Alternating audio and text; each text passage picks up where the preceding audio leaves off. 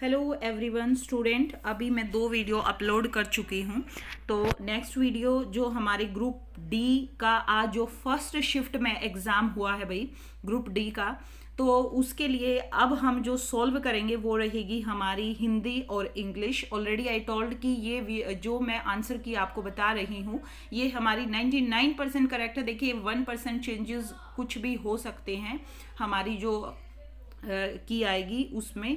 तो अभी आप इसको देखिए और अपने आंसर मैच कीजिए।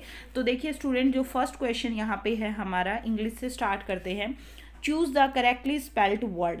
यहाँ पे ह्यूमरस की जो बिल्कुल करेक्ट स्पेलिंग रहेगी वो रहेगा B. Second is the correct answer. Second है choose the alternative which best express the given sentence in passive voice. Active voice हमें गिवन है, उसको पैसिव वॉइस में चेंज करना है। इंग्लिश बिल्कुल एक नॉर्मल लेवल की गिवन है। The accountant took the cheque from the customer. तो जब हम इसको पैसिव वॉइस में कन्वर्ट करते हैं तो करेक्ट आंसर हमारा रहेगा the cheque was taken from the customer by the accountant. Second is the correct answer.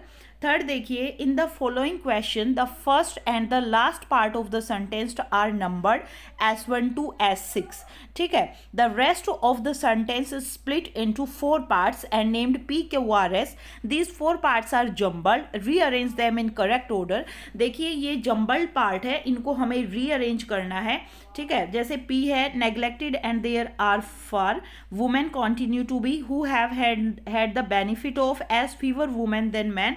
तो देखिए इसमें जो करेक्ट आंसर हमारा रहेगा 58 क्वेश्चन की हम बात कर रहे हैं वो रहेगा सबसे पहले Q, फिर P, फिर S और फिर R। सेकंड ऑप्शन करेक्ट रहेगा। Change the following sentences into indirect speech. Narration given है यहाँ पे। Shakti said to his friend look out there is a snake behind you. तो करेक्ट आंसर हमारा यहाँ रहेगा Shakti exclaimed to his friend with surprise that there should be a snake behind him. तो second option यहाँ पे हमारा करेक्ट रहेगा। Question number 60 पे मूव करते हैं स्टूडेंट।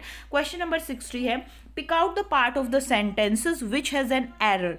मतलब ये पार्ट हमें करके गिवन है यहाँ पे और ये बताना है कि कौन सा यहाँ पे करेक्ट है हमारा। तो ए हमारा यहाँ पे करेक्ट है। ठीक है, मतलब if there is no error, मतलब ए पार्ट के अंदर मैं बात करूँ तो कोई भी एरर नहीं है। ठीक है, 61 पे हम जाते हैं। Fill in the blanks with suitable alternative. You will not overtake him unless you walk quickly. ठीक है, तो बी हमारा यहाँ पे करेक्ट रहेगा। यहाँ पे एक इडियम गिवन है, they sold their old houses because it was a white elephant. तो ये एक इडियम है और वाइट एलिफेंट यहाँ पे बता रहा है कि वो जो घर है वो टोटली यूजलेस है। तो सेकंड हमारा करेक्ट आंसर रहेगा। Find out the antonym. Antonym सभी को पता है, फ्रीक्वेंट का मतलब हमें अपोजिट बताना है, उल्टा बताना है।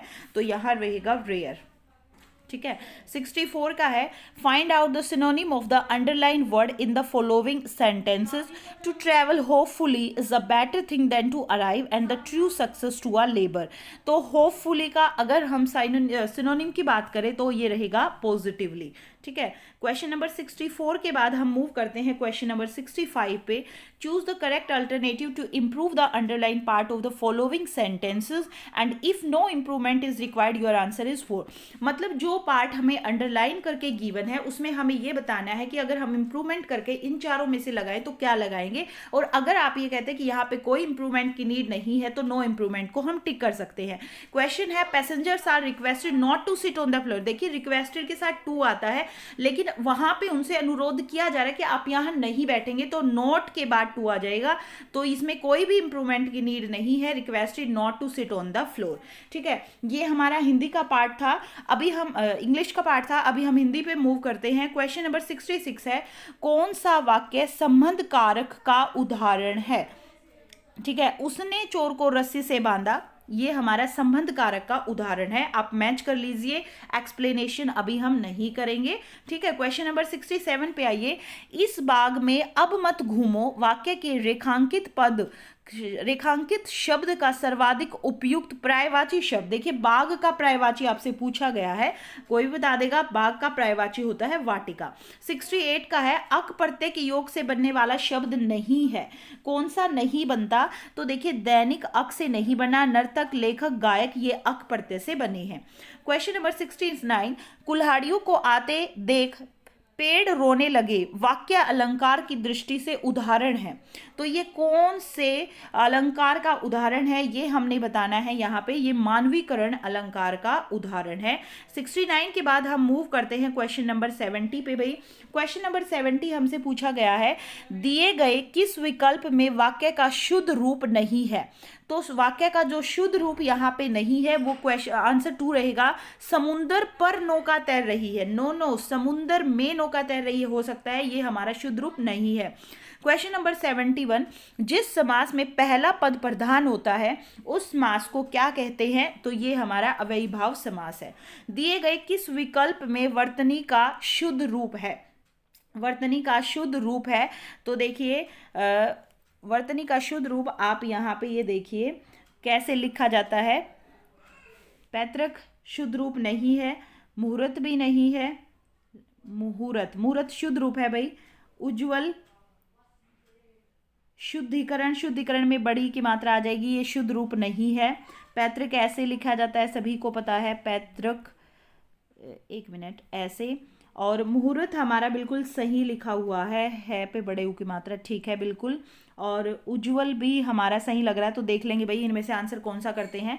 क्वेश्चन नंबर 73 है रात और संध्या के बीच की वेला के लिए सर्वाधिक उपयुक्त एक शब्द है। उसके बीच के टाइम को जो बोला जाता है वो होता है गोधूली, ठीक है। नी प्लस आशा के योग से बनने वाला सर्वाधिक उपयुक्त शब्द कौन सा है ये हमें बताना है।